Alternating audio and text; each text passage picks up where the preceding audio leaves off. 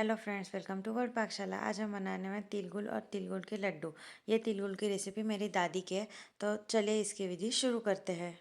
उसके लिए पहले हम लड्डू के लिए तिल भुनेंगे। उसके लिए 1 कप तिल को मैंने मतलब अभी पैन में डाला है, बट पैन की फ्लेम अभी ऑन की है। पैन गरम करके तिल नहीं डालना है कभी भी। तिल बहुत जल्दी चटकते हैं, जब तक चटकते हैं मतलब वो भून जाते हैं। तो इसीलिए हमें ठंडे बर्तन में ही तिल डाल के अच्छे से भूनना है। और तिल भूनने के लिए याद रखिए कि जितना मोटे तले का बर्तन हो उतना मोटा तले का लीजिए, एकदम धीमी आंच पे भूनिए। ये देखिए 5 मिनट मैंने इसे अच्छे से एकदम धीमी आंच पे भुना है। अब ये आपका गैस की फ्लेम छोटी बड़ी होंगी, उस हिसाब से टाइम थोड़ा 1 मिनट कम ज़्यादा हो सकता है। अब हम और 1 कप तिल लेंगे और बर्तन में भूनेंगे। पैन मैंने पूरा ठंडा कर लिया है, उसके बाद ही मैं डाल रही हूँ।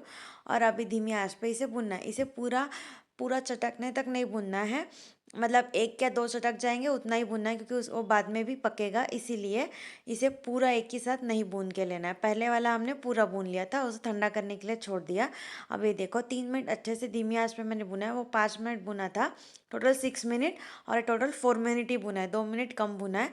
और इसे भी हम साइड में रख देंगे। ठंडा नहीं भी हुआ हमारे तक, मतलब हमारे नेक्स्ट स्टेप तक, तो भी चलेगा, बट साइड में इसे निकाल के रख देंगे। उसी पैन में हमें अभी 1/4 कप गुड़ ले रही हूँ। ये मीडियम स्वीट के हिसाब से बराबर है। अगर आप बहुत कम स्वीट खाते हो तो थोड़ा और 2 बड़े चम्मच गुड़ कम कर देना। अब साथ ही में मैंने 1 छोटी चम्मच उसमें हमारा घी डाल दिया है, ताकि हमारा गुड़ ना जले, अच्छे से पिघल जाए, इसीलिए।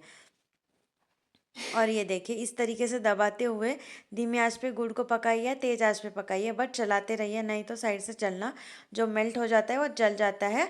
और जो साबुत वाला गुड़ है वो जलता नहीं है, इसलिए उसको थोड़ा चलाते रहना पड़ता है। आप घिस के भी ले सकते हो या काट के भी पतला पतला, बट मेल्ट ही करना है, मतलब पिघलाना ही है, इसीलिए मैं थोड़ा मोटा ही रखी हूँ। मेहनत थोड़ा बचा लिया है मैंने। आप आपके हिसाब से कम ज़्यादा कर सकते हो, घिस के भी पिघला सकते हो या काट के भी, यही छोटे बड़े जैसे भी आप लेते हो, बट पानी बिल्कुल भी नहीं डालना है गुड़ को पिघलाते समय, ये याद रखना है। इसी तरीके से जैसे आप गरम करते जाओगे, गुड़ ऑटोमेटिकली पिघलता जाएगा, घी की वजह से जलेगा भी नहीं और पैन को चिपकेगा भी नहीं। इसीलिए हमने 1 छोटी चम्मच उसमें घी डाला है। इस तरीके से दबा दबा के गुड़ को मैं पिघला लूँगी। ये देखिए 1.5 मिनट में ही गुड़ अच्छे से पिघल चुका है, एकदम बबली हो चुका है। और ये देखो ऐसे फेस जैसा आना शुरू हो जाता है उसमें। तब हमें उसमें वो थोड़ा भुने हुए, मतलब जो 4 मिनट टोटल भुने थे वो वाले तिल डालने हैं। पूरे भुन के रखे थे पहली बार में, वो तिल नहीं रखने हैं, वो ठंडा होने के लिए छोड़ दिया है। और ये जो कम भुने हुए तिल है वो तिल हम डाल के इसे अच्छे से मिला लेंगे। और गैस की फ्लेम अभी भी धीमी पे ही है, तो आपको इसे अच्छे से चलाते रहना है, नहीं तो नीचे से ये जलना शुरू हो जाएगा। और इसे अच्छे से मिला के भूनते जाइए, कम से कम आधे से 1 मिनट तक इसे भूनना है आपको, अच्छे से मिलाने के बाद, ताकि तिल जो बचा है वो भी भुन जाए और गुड़ भी अच्छे से पक जाए। अब ये हो चुका है। अब मैं एक प्लेट में थोड़ा सा घी डाल के प्लेट को ग्रीस कर ले रही हूँ। आप अगर नहीं भी चाहते हो तो बट निकालने को दिक्कत जाएगा, इसीलिए। अब गैस की फ्लेम देखो, इस तरीके से गलती से मेरे से धीमी पे रह गई थी। और अभी जो हमने पका के रखा हुआ तिल का मिक्सचर है वो उसमें ठंडा करने के लिए छोड़ देंगे। घी हम इसलिए लगाएंगे कि ताकि वो प्लेट को ना चिपके, बट चिपका तो भी मैं आगे ट्रिक बताने वाली हूँ कैसे निकालना है, बट चिपकता ही है अगर घी भी लगाओगे तो, क्योंकि अभी विंटर है ना, घी भी जम जाता है, तो निकालने को बहुत थोड़ा सा दिक्कत देता है। इस तरीके से फैला के ठंडा होने के लिए छोड़ दिया। अब हमारे जो पहली बार हमने पूरा भून के रखे थे तिल, वो अच्छे से ठंडे हो चुके हैं, उसको मिक्सी के जार में डालेंगे। 3 में हरी इलायची डाल रही हूँ, आप इसके जगह पे जायफल भी डाल सकते हो, टोटली ऑप्शनल है, या स्किप भी कर सकते हो, बट इलायची का फ्लेवर मुझे ज़्यादा अच्छा लगता है इसमें जायफल से, ये वाले लड्डू में। अब हम लड्डू बना रहे हैं ना, तो उसके लिए मैंने जो भुना हुआ तिल है वो लिया और इलायची को इस तरीके से छिल के ले रही हूँ। आप पाउडर भी डाल सकते हो, बट अभी बाद में मिक्सी में पीसेगा ही, इसलिए मैं डायरेक्ट साबुत इलायची डाल रही हूँ। और 1/4 कप मिल्क पाउडर, 1/4 कप मैंने भुने हुए मूंगफली का पाउडर डाला है। आप मूंगफली अगर भुनी हुई ले रहे हो तो 1/3 कप डालना। और 1 कप गुड़ लिया है, ये रेगुलर स्वीट के हिसाब से। अगर आपको कम मीठा चाहिए तो और 2 बड़े चम्मच गुड़ कम कर देना। इस तरीके से अच्छे से मैंने इसे मिक्सी में चला लिया। अभी इसमें ऑटोमेटिक गुड़ की वजह से और तिल और सिंगदाना अपना तेल छोड़ेगा, तो उस हिसाब से बाइंडिंग आती है। आपको कोई चाशनी वगैरह करने की ज़रूरत नहीं है, बिना चाशनी के बहुत अच्छे लड्डू बनते हैं। साबुत तिल के भी लड्डू सब लोग बनाते हैं, बट उसमें ना लड्डू बनाते समय हाथ को बहुत चटके लगते हैं। इसका ये बात अच्छी है कि पकाने का कोई टेंशन नहीं है और लड्डू बनाते समय आपके हाथ को जलेंगे नहीं, आसानी से लड्डू बन जाएंगे। बच्चे भी बनाने को रेडी हो जाएंगे लड्डू, अगर ज़्यादा बना रहे हैं आपको तो।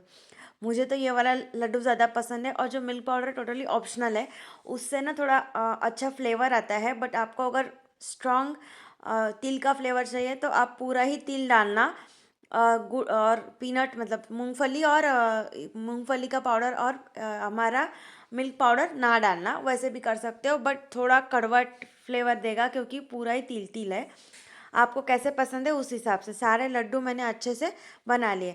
अब ये भी हमारा जो पका हुआ मिक्सचर है वो ठंडा हो चुका है। इस तरीके से प्लेट को थोड़ा टिल्ट करेंगे तो ये आसानी से निकल के आता है। ये देखो साइड से आराम से निकल रहा है। बट अभी ये देखिए इस तरीके से साइड से ऐसे पीसेस निकाल के हमें मिक्सी के जार में डालना है। अब सेंटर का है चिपक गया है, तो गैस के फ्लेम को इस तरीके से मैं कुछ 5 सेकंड तक गर्म किया है। और अभी आप प्लेट को कपड़े से या ऐसे पकड़ना और देख के निकालना। आप कांटे के चम्मच से भी निकाल सकते हैं क्योंकि प्लेट नीचे से बहुत गर्म हो गई है और गुड़ है तो चटका लगने का पूरा ये डर रहता है, इसीलिए। और ये देखिए उस गर्म करने की वजह से कितना आसानी से हमारा ये जो मिक्सचर है प्लेट से निकल आया। इस तरीके से पूरा मिक्सचर मैं डाल रही हूँ मिक्सी के जार में। ये देखिए इस तरीके से पूरा हम डालेंगे, और ये बड़े बड़े पीस है तो इसके थोड़े छोटे पीस भी हमें करने हैं। मेरे चैनल को लाइक शेयर सब्सक्राइब करके मुझे सपोर्ट कीजिए। और ये देखिए इस तरीके से मैं इसको तोड़ दे रही हूँ ताकि मिक्सी में चलने में इजी हो जाए। और ये बहुत साउंड करेगा मिक्सी में, तो वो भी आपको देखना है। अगर पॉट छोटा है तो आधा आधा ही डाला, मेरा बड़ा पॉट है इसलिए मैंने पूरा बैच डाल दिया, क्योंकि मिनिमम 50% गैप चाहिए मिक्सी में, ये बहुत उड़ेगा। और ढक्कन भी अच्छे से दबा के आपको डालना है मिक्सी। और ये देखिए आधा मैंने जायफल डाला, आप इलायची भी डाल सकते हो जैसे आपको पसंद है। छोटा वाला जायफल आधा लिया है मैंने।